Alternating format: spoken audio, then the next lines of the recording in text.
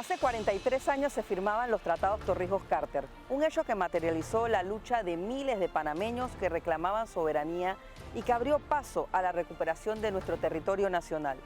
La firma, que se dio en la sede de la Organización de Estados Americanos en Washington, Estados Unidos, el 7 de septiembre de 1977, terminó con un proceso que había comenzado con pasos de lucha y sangre, con el reclamo de hombres y mujeres por el abuso de los soldados estadounidenses en territorio panameño, por la prohibición del paso hacia parte de nuestro territorio, la zona del canal, y porque como país no nos beneficiábamos económicamente de nuestro mayor recurso, la posición geográfica.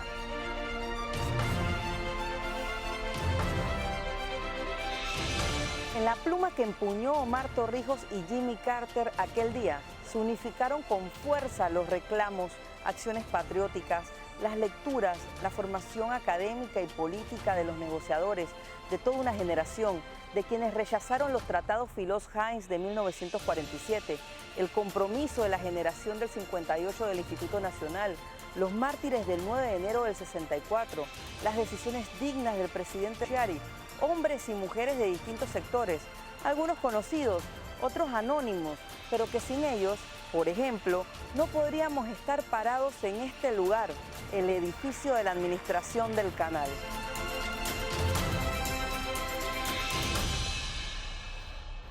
Desde SER TV Noticias, a partir de hoy hasta el viernes 11 de septiembre, disfrutarás de Soberanos, un especial de entrevistas para poner en contexto aquella fecha, analizando por qué es uno de los hechos más importantes de nuestra historia reciente, que marca nuestro presente y, por qué no, también nuestro futuro.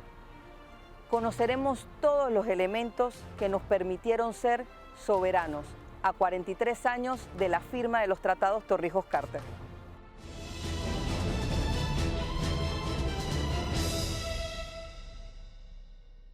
Y esto es Soberanos, a 43 años de la firma de los tratados Torrijos-Carter, un especial de SER TV Noticias. Bienvenidos y bienvenido, don Adolfo Ahumada, ¿cómo está? Muy bien, muy bien, muy bien.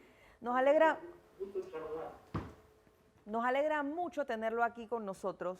Es una fecha muy especial la que estamos celebrando y quiero empezar por preguntarle, ya que usted es un hombre que proviene de las capas populares, un institutor, un egresado de la Universidad de Panamá, ¿cuál fue el aporte de los sectores populares para que se diera la firma de los tratados Torrijos-Carter?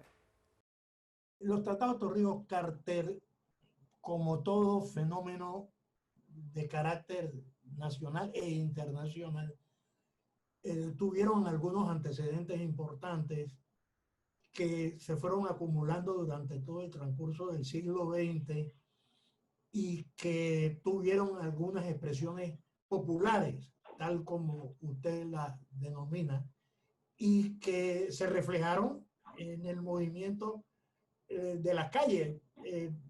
Recuerdo que el 2 de mayo de 1958 se produjo la siembra de banderas en lo que era la zona del canal, que era un territorio dentro de otro, un país dentro de otro.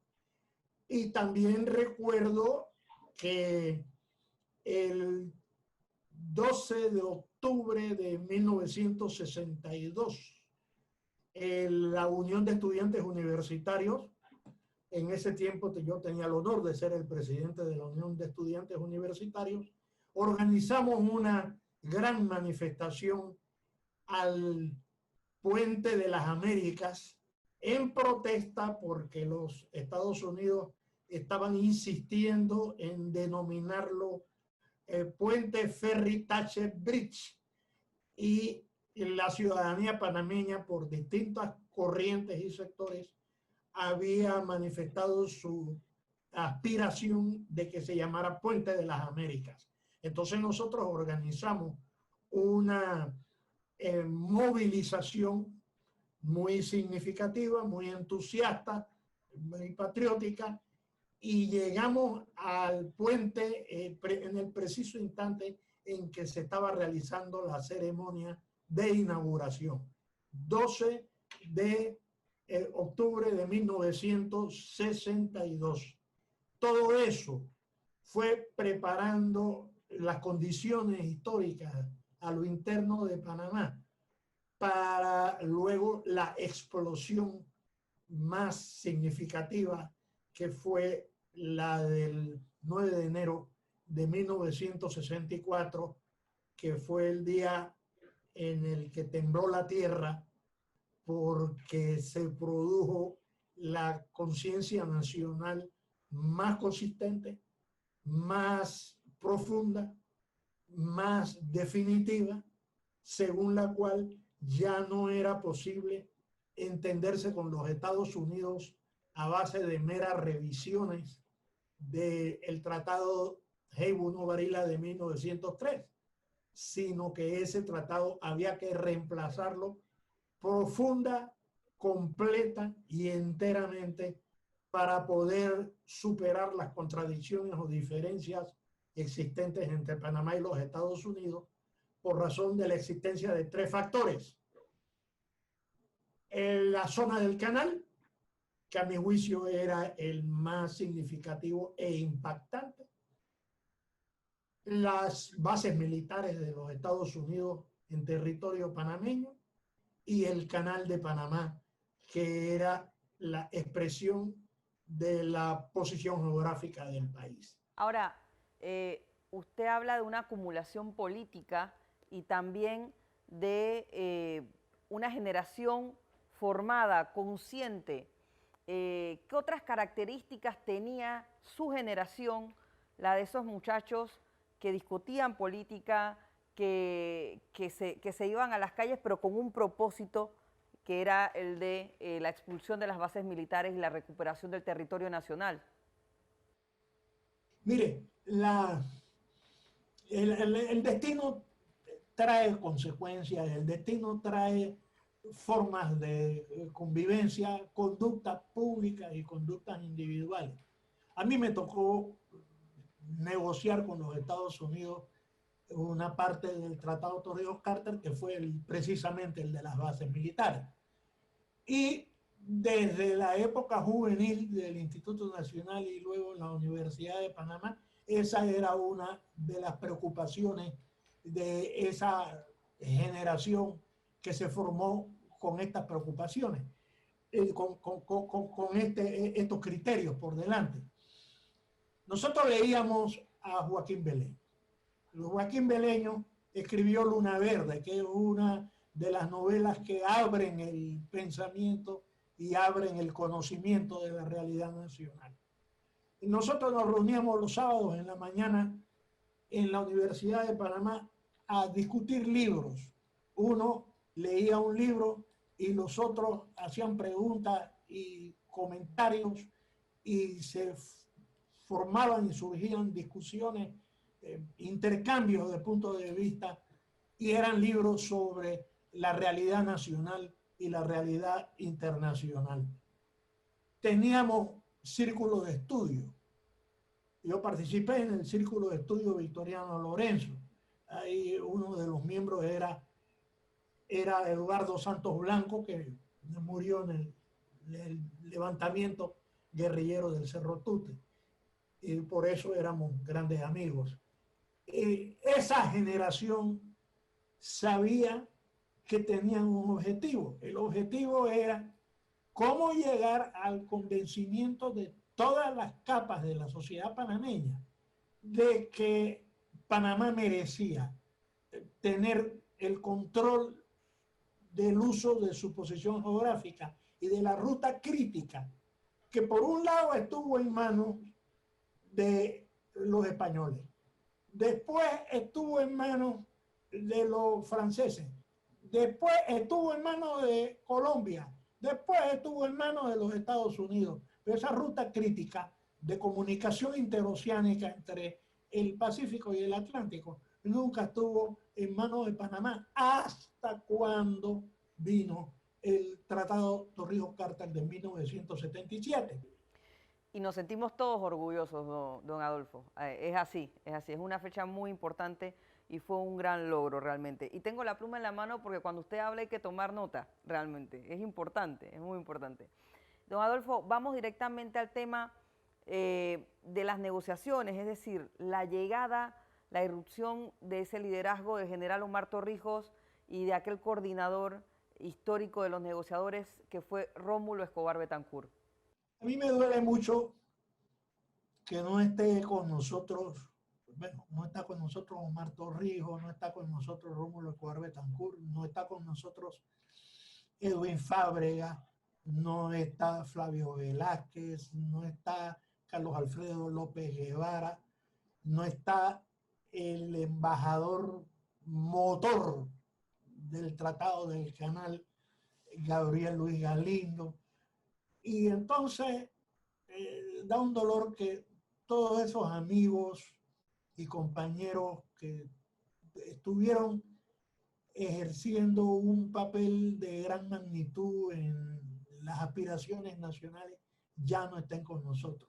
El tiempo ha transcurrido, pero eso no impide que nosotros siempre con el pensamiento y con el cariño de siempre le demos un homenaje de patriotismo y de recordación histórica. La negociación fue difícil, la negociación no fue fácil. Los Estados Unidos no estaban suficientemente convencidos de que había que llegar a un tratado distinto al de 1903, que era el tratado que a ellos les convenía. Había grupos y sectores norteamericanos que se oponían radicalmente a una negociación con Panamá, y sobre todo siendo Panamá un país pequeño. Utilizaban argumentos. Por ejemplo, ¿cómo es posible que el canal de Panamá va a pasar de ser manejado por los Estados Unidos, que es una gran potencia, para luego ser manejado por un país pequeñito, sin grandes recursos, como era Panamá? Fíjese que la historia ha demostrado que sí era posible y que en la práctica Panamá ha manejado el canal mucho mejor que como lo manejaban los Estados Unidos, en tiempos de eficiencia y en tiempos de seguridad. Y además lo pudo ampliar cuando lo consideró necesario por razón de que se estaba produciendo un tranque canalero. Pero los Estados Unidos no tenían suficiente confianza con Panamá. Una negociación solo obtiene resultados cuando ambas partes logran tenerse confianza mutua, sabiendo que una parte tiene que entender las necesidades de la otra y allí poco a poco ir desbrozando el camino, la maleza, y acercándose para buscar de buena fe soluciones adecuadas para ambas partes. Era difícil. Panamá tenía el problema de que para los Estados Unidos no era posible admitir que si ellos habían construido el canal, ellos se lo entregaran a Panamá. Al principio, bueno, los gobiernos norteamericanos daban vuelta, los gobiernos norteamericanos no se decidían, era como un paso hacia adelante y dos pasos hacia atrás. A veces había disgustos. Omar Torrijos conversaba por teléfono cuando estábamos allá en Washington con Edwin Fábrega, ambos veragüenses. Ellos tenían un lenguaje veragüense. Allí se tiraban claves que los Estados Unidos no entendían, o sí entendían, pero sabían que lo que quería decir es que había disgusto por parte de Panamá. Entonces eso era un problema. Poco a poco los gobiernos de los Estados Unidos iban asimilando esa perspectiva para ellos casi que impensable de resolver el problema del Tratado de 1903 con Panamá. Y eso era una negociación lenta, desesperante, hasta el punto que a veces, yo recuerdo que llegó un momento en que Omar Torrijos se fue de Panamá y nadie sabía, por lo menos Estados Unidos no sabía dónde estaba. Y eso lo hizo de maldad, es profeso, intencionalmente, para que los Estados Unidos captaran el mensaje de que Panamá estaba disgustada. Hasta que llegó en enero de 1977 el caballero Jimmy Carter. Y allí fue cuando se produjo la aceleración de la acción reivindicativa y las posibilidades reales de la negociación. Distinguida periodista, déjeme decirle algo. La negociación tenía tres componentes. Eran la zona del canal, que era un país dentro de otro, la existencia de instalaciones militares y el canal. Esos tres componentes. Fíjese, lo primero que cae en la zona del canal. Cae el 1 de octubre de 1979. Pero eso, ¿quién lo decía? ¿Qué lo decía? Eso estaba establecido así en el Tratado Torrijos-Carter de 1977. Luego, las bases militares se someten a un proceso progresivo de desaparición y desmantelamiento. Y lo que queda de último, el Canal de Panamá, para el cual hubo que esperar 23 años. ¿Eso por qué? Porque Panamá, como ocurre en muchos fenómenos complicados, y este era un fenómeno bien complicado, tenían que establecerse prioridades, de tal manera que esas prioridades debieran coincidir en un momento dado con las prioridades de los Estados Unidos. Recordemos que no se trataba de una rendición de los Estados Unidos hacia Panamá como resultado de una guerra. Recordemos que se trataba de una negociación. Y en esa negociación Panamá estableció prioridades, y la prioridad número uno era la desaparición de un país dentro de otro. Logramos eliminar la zona del canal, recuperar nuestro canal de Panamá, expulsar a las bases militares, es decir, recuperamos nuestro territorio nacional. Pero está el gran reto de la lucha contra la desigualdad, aquella brecha que todavía existe entre muchos panameños. El presidente Cortizo actualmente lanzó una propuesta para convocar al gran diálogo por el Bicentenario, precisamente porque identifica que falta un paso y que ha quedado en evidencia en esta situación, en esta crisis, de cómo debemos estar a la altura de las circunstancias, las nuevas generaciones, para poder formar parte de esta conversación a la que nos invita el presidente de la República. Mire, yo creo en el diálogo. Siempre he creído en el diálogo. Sin el diálogo no hubiéramos logrado el tratado que logramos con los Estados Unidos. A veces los diálogos, a veces no, casi siempre, cuando son diálogos sociales, cuando son diálogos para la búsqueda de la solución de problemas, a veces empiezan difíciles, duros, con falta de confianza, como nosotros, así como nos enfrentamos nosotros a la negociación del Tratado del Canal. Luego, poco a poco, todos los participantes van entendiendo las posiciones de los demás. Uno a veces se pone duro,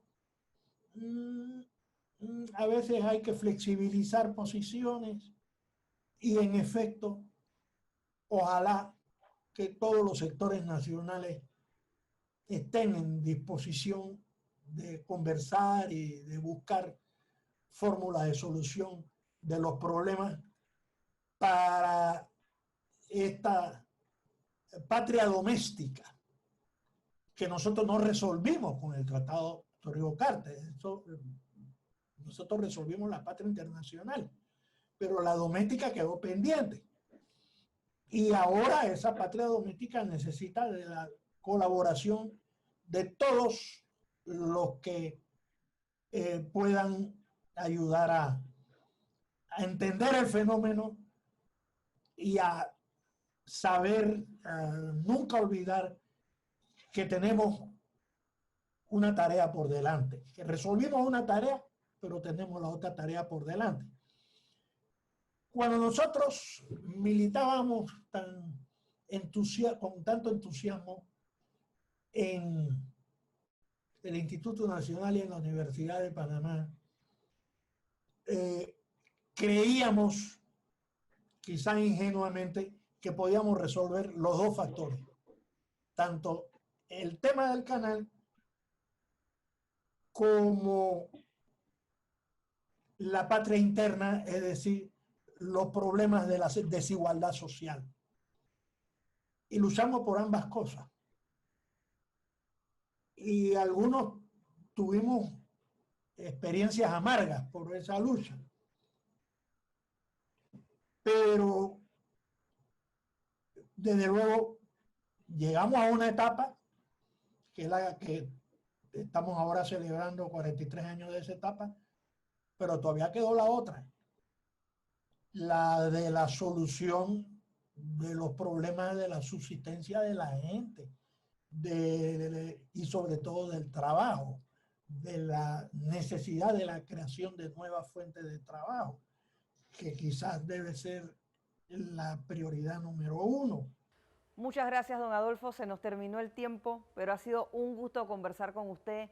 Esto fue Soberanos a 43 años de la firma de los Tratados Torrijos-Carter, un especial de CERTV Noticias. Muchas gracias.